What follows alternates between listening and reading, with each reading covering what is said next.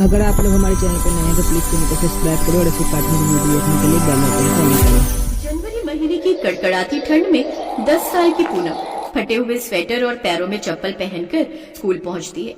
School पहुंचने में आज उसे देरी हो गई थी, जिस पर उसकी क्लास टीचर अनुपमा मैडम गुस्सा करते हुए उससे बोलती हैं, आज तुम फिर देर से आई ना पूनम, ये स्कूल है कोई तुम्हारे बाप का घर नहीं जो रोज आधा एक घंटा लेट हो जाओ। और मैं अच्छे से जानती हूँ तुम रोज इसलिए लेट आती हो ना ताकि तुम्हें ठंड में असेंबली में खड़ा ना होना पड़े और तुम आराम से क्लास में आकर बैठ जाओ। लेकिन आज ऐसा नहीं चलेगा, आज तुम पूरा दिन बाहर ग्राउंड में खड़ी रहोगी, यही तुम्हारी सजा है।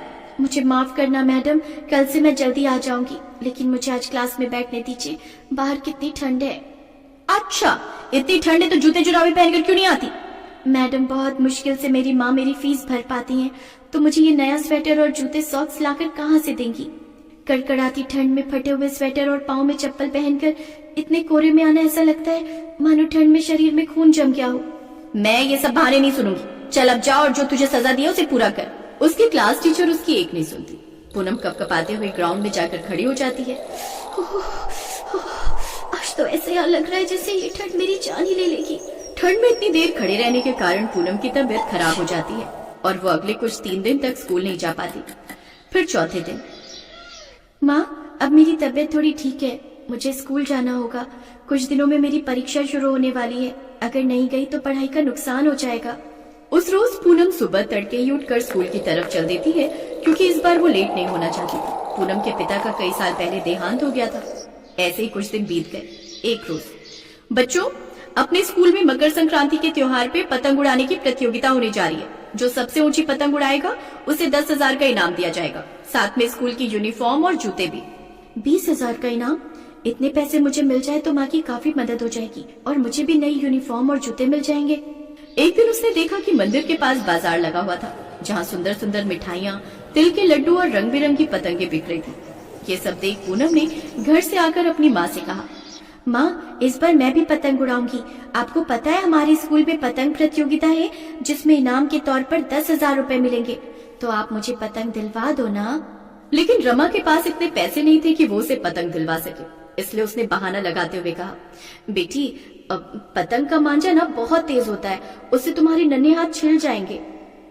पूनम अपनी माँ की लाचारी समझ गई, लेकिन उसने कुछ नहीं कहा। अब वो हर रोज उन पतंगों को देखकर मन मार लेती। कभी कभी बाजार से लौटते वक्त उसका मन हुआ कि वो उन पतंगों का दाम पूछ ले, लेकिन क्या फायदा, माँ के पास तो पैसे थे ही नहीं, इसलिए उसने प्रतियोगिता में भाग ही नहीं लिया। मकर संक्रांति वाले दिन स्कूल में बच्चों की प्रतियोगिता थी, जिसमें केवल उन्हीं बच्चों को जाना था जिन्होंने भाग लिया था, बाकी सबकी छुट्टी थी। उस रोज वो सुबह जल्दी उठ गई। क्या बात है बेटी, आज तुझे ठंड के कारण नींद नहीं आई? नहीं माँ, आज मकर संक्रांति है ना, तो आज मैं गंगा किनारे जाऊंगी। आज ढेर सारे लोग गंगा किनारे आएंगे और गरीबों को वो दान देंगे। ठीक है बेटी, लेकिन ध्यान से जाना, मैं काम पर जा रही हूँ, आज मालकिन ने काम पर जल्दी बुलाया है। पूनम भी तेज कदमों से चलते हुए घाट के पास पहुंच गई। उसने देखा आज वहाँ काफी लोगों की भीड़ थी, साथ ही भिखारी लोग भी काफी थे। गंगा में स्नान के बाद सभी लोग भिखारियों को दान देने लगे, लेकिन पूनम को किसी ने कुछ नहीं दिया। उदास मन से वो घर लौटने लगी, जहाँ उसकी नजर एक बच्चे पर गई जो घर की छत पर दूसरी मंजिल की मुंडेर पर खड़े होकर पतंग उड़ा रहा था। अरे इस बच्चे ने एक कदम भी पीछे किया तो ये नीचे गिर जाएगा, मुझे इसे बचाना होगा। पूनम दौड़ते हुए उस ओर गई और उस घर के नीचे खड़ी हो गई। जैसे उस बच्चे ने एक कदम पीछे किया तो वो नीचे गिर गया, लेकिन नीचे तो पूनम खड़ी थी। उसने उस बच्चे को थाम लिया। तुम्हारा बहुत बहुत शुक्रिया बेटी, आज तुम्हारे कारण मेरे बच्चे की जान बच गई। क्या नाम है तुम्हारा और तुम कहाँ रहती हो और तुम स्कूल नहीं जाती क्या? मेरा नाम पूनम है और मैं पास की ही बस्ती में रहती हूँ। आज मेरे स्कूल में पतंग प्रतियोगिता है, लेकिन मेरी माँ के पास इतने पैसे नहीं थे कि वो मुझे पतंग दिलवा सके, इसलिए मैंने भाग नहीं लिया। पूनम उदास मन से वहाँ से चली गई और अपनी माँ को सारी बात बताती है। फिर कुछ देर बाद उसके घर के दरवाजे पर वही बच्चा और उसका पिता था जिसकी उसने जान बचाई थी, और उनके साथ में एक औरत भी थी जो उस बच्चे की माँ थी। वो और कोई नहीं बल्कि अनुराधा मैडम थी। मैडम आप यहाँ? माँ ये मेरे स्कूल में पढ़ाती हैं। हाँ पूनम, मैं इसी बच्चे की माँ हूँ।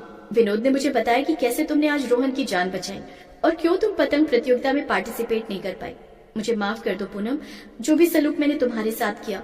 आज मकर संक्रांति का त्योहार है, मैं चाहती हूँ कि तुम और तुम्हारी माँ भी खुशी खुशी ये त्योहार मनाओ, इसलिए इसे तोहफा समझकर रख लो। साथ ही अब से तुम्हारे स्कूल की फीस भरने की जिम्मेदारी भी मेरी।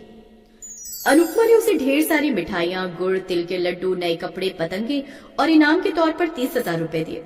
साथ ही पूनम को नई स्कूल ड्रेस, स्वेटर और जूते जुराबे भी दी। ये देख रमा और पूनम बहुत खुश हुई। उस दिन उन्होंने अपनी संक्रांत का त्योहार खुशी खुशी मनाया।